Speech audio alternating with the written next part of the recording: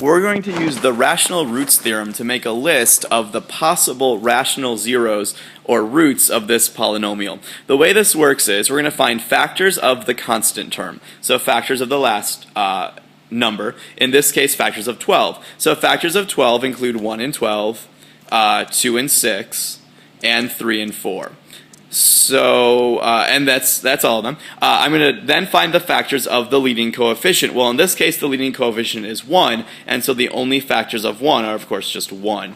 And so to make my list of possible rational zeros or roots, is I'm going to divide those two lists. So everything on the top needs to be divided by everything along the bottom. Well, in this case, since I'm only dividing by 1, I'm going to get the same list as what I have on top. So my possible rational zeros to this polynomial are 1, 2, 3, 4, 6, and 12, but not just the positive version of all those numbers, also the negative. So I would go through and put a little plus or minus in front of each of those if I wasn't lazy, but since I'm lazy, what I like to do is just throw that whole thing in parentheses and put a little plus or minus out in front. The parentheses would tell me like everything would have that plus or minus symbol. So this problem has 12 possible rational roots.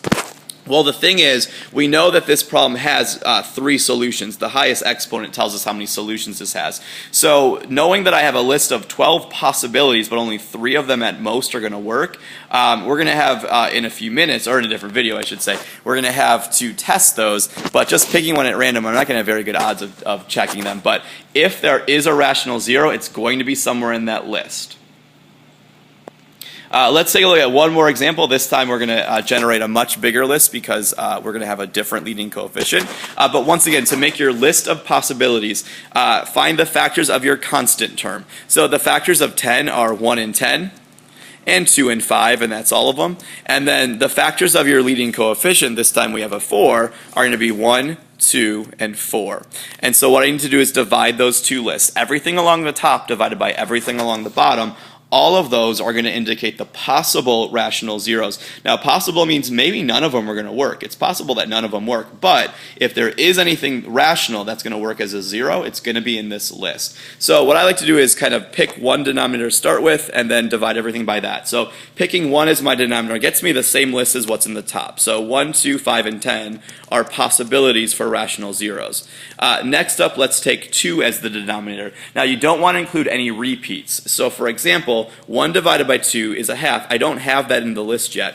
Next up would be 2 divided by 2, but that's just a 1, and I don't want to repeat that, so do not list 2 over 2. Next up would be 5 halves. I need that one. I don't have it yet. And then lastly would be 10 halves. Don't list 10 halves because 10 halves is just 5, and 5's already in my list. All right, and then finally, let's take our last denominator of 4 and divide everything on the top by 4. Don't include any repeats, though. 1 divided by 4, I need it.